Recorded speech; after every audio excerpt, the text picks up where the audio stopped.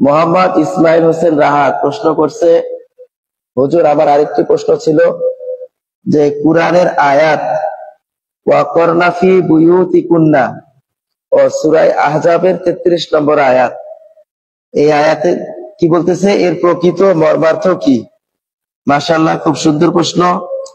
ওয়াকরনা ফি বুয়ুতিকুন্না, রাসূল করিম সাল্লাল্লাহু আলাইহি সাল্লামের মাধ্যমে আল্লাহ তাআলা বলতেছেন মেয়ে জাতিরা যেন তারা তাদের ঘরের মধ্যেই অবস্থান করে, তারা তাদের ঘরের মধ্যেই অবস্থান করবে, গৃহের বাইরে যাবে না।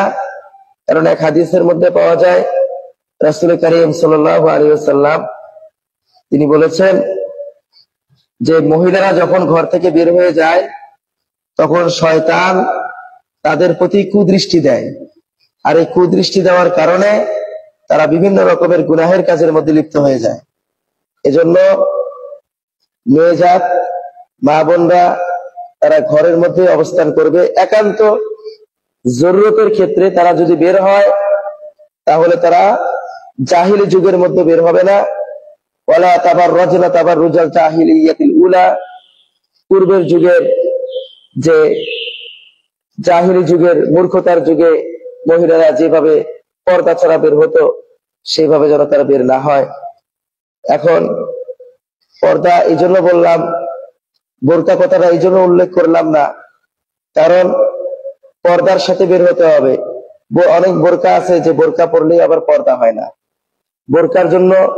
বোরকা পর্দা হওয়ার জন্য শর্ত হলো, নাম্বার 1, বোরকাটা এমন রঙের হতে হবে যে রংটা মানুষের চোখে ধরে না।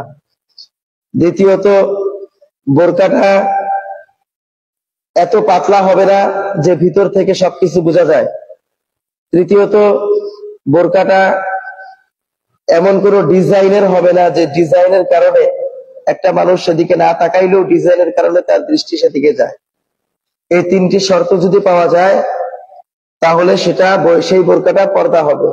এই ধরনের পর্দাওয়ালা বোরকা পরে সে বের হতে পারে, এছাড়া বের হবে না। তবুও একান্ত প্রয়োজন ছাড়া এমন কিছু জায়গা যেখানে সে না গেলেই নয়, যেমন পাসপোর্ট করতে যাইতে হবে বা ভোটার আইডি কার্ড করতে যেতে হবে, অথবা এমন কোন জায়গায় না গেলে হবেই না এরকম জায়গায় মেডিকেলে যাইতে হবে, ডাক্তারকে দেখাইতে হবে, এরকম জায়গার মধ্যে যাবে। এছাড়া অন্য জরুরত ছাড়া বাসা থেকে বের হবে না।